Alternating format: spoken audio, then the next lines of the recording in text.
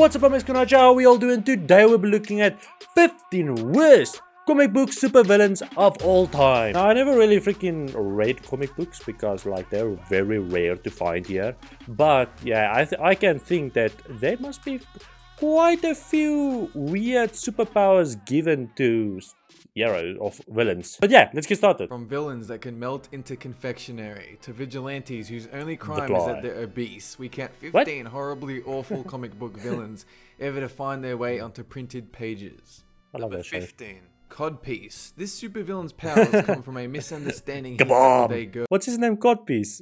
This supervillain's powers come from a misunderstanding he had with a girl. She calls him short, which he immediately assumes is a reference to his tiny wang. Okay. So naturally, he goes out and builds a giant pair of rocket cannon underpants with a spring-loaded boxing glove and a huge drill. He was inevitably defeated by the transsexual superhero Coagula. And Wait, if that what? doesn't scream social justice, then I have absolutely no idea what. Bro, imagine growing up freaking reading that. What's your favorite supervillain? Codpiece.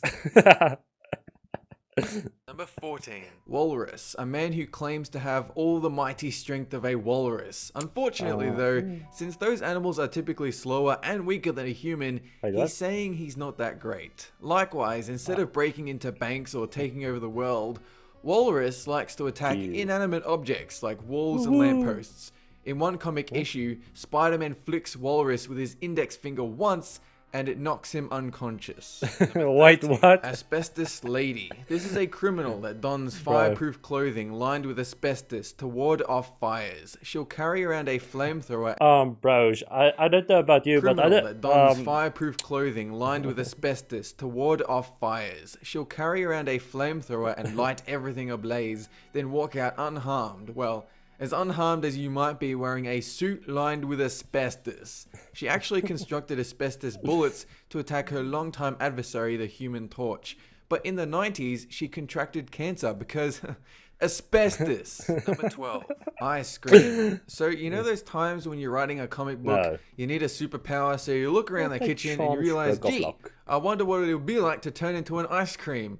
Well, meet Ice Cream, the man who can melt his body down into an ice cream substance to slip under doors and feed small children. Bro.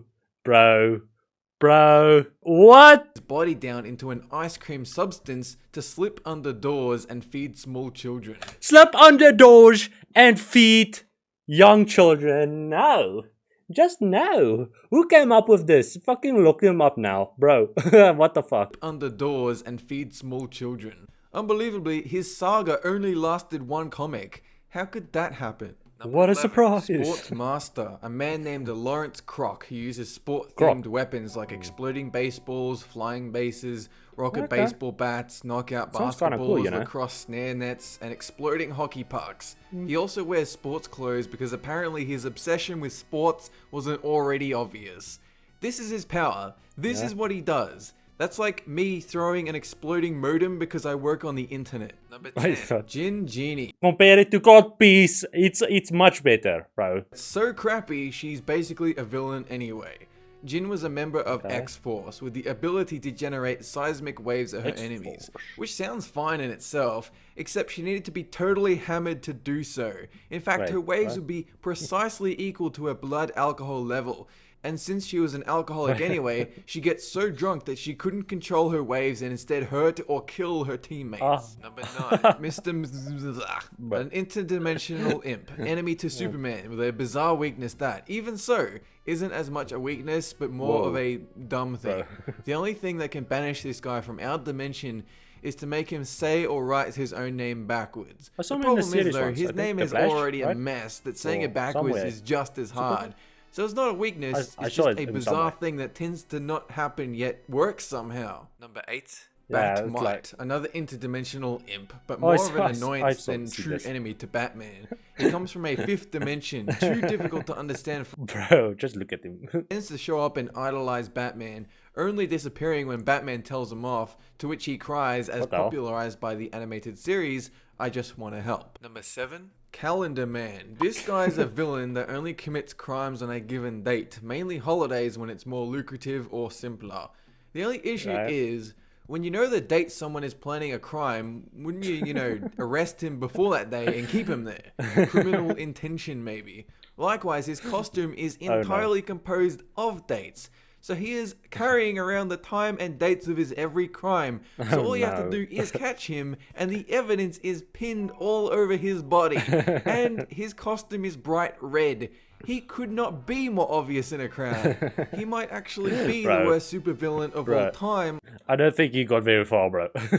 Pink Pearl. You want to know what her superpower is? She's fat. She is evil because she is fat. Okay, that's it. She opens a male strip club, and now she's known as a master of evil. So take heed, ladies and gentlemen. If you get fat, you're going to be labeled a dangerous criminal. Who wrote these comic books, man? Condiment King, a recurring villain on Batman who wields condiment cannons to spray food toppings on superheroes, mainly mustard and some ketchup. He's generally known for his Mr. Freeze-like cringe-worthy condiment puns like, "I knew you'd catch up with me sooner or later," and "let's see if you can cut the mustard." Wildly popular character, surprised he didn't get his own feature film / cooking documentary. Number 4. He cannot have much ammo though. A scientist who develops a high-tech organic computer, but instead of selling it or monetizing it in any way, no, she carves up her own head and plants it smack bang atop her neck. How the now heck the red did she do ball that? she calls a face can alter its shape, so she can form tentacles, fire projectiles, and blasts of pure force. And as a bonus, if the sphere is removed from the body, she can still control it. Now this is just me, but I'd have just, left my head as it was and possibly used a tablet or something. Why would you not just create a body, bro? Why would you not just create a body? Freaking cut off your own head to use your AI or whatever. Like, bro. Polka-Dot Man. So I feel mixed about this guy since the idea is both good and horrendous. On one hand, Polka-Dot Man is covered in a suit made from polka dots that, when removed, transform into much larger objects like a weapon or even a flying saucer. But on the downside, the man is covered in a suit made from polka dots. And that is how he commits crimes. Did they at least make him somewhat powerful, like the Spot? 2. Egg Foo. You know how people like to draw little faces on eggs? Let's make one of those a supervillain. Sure, that sounds like a ridiculously acceptable idea. So they did. An Egg Foo is a Chinese communist house-sized egg with a twirly mustache that can whip or strangle people because why not? Bro, he also has egg relatives and a robot twin called Dr. Yes. Number 1. Fisherman. Aquaman is known worldwide as a pretty unpopular, kind of a useless superhero. But what happens when you make an even lamer but evil version of him? Fisherman uses a high-pressure suit, a fishing rod, and several lures. Yes, he's just an ordinary fisherman that happens to commit crimes. In one story, it's revealed he's actually an alien parasite that grafts itself onto an individual's head because otherwise nobody would care about his existence. Bro, this has been an interesting one, I don't know, it's like, yeah, there are some of the worst comic book villains, but yeah, they're just freaking plain out weird, man. Like, God peace. But okay, thank you all for watching. I hope you enjoyed. Like, subscribe, we'll see you in the next one. Peace.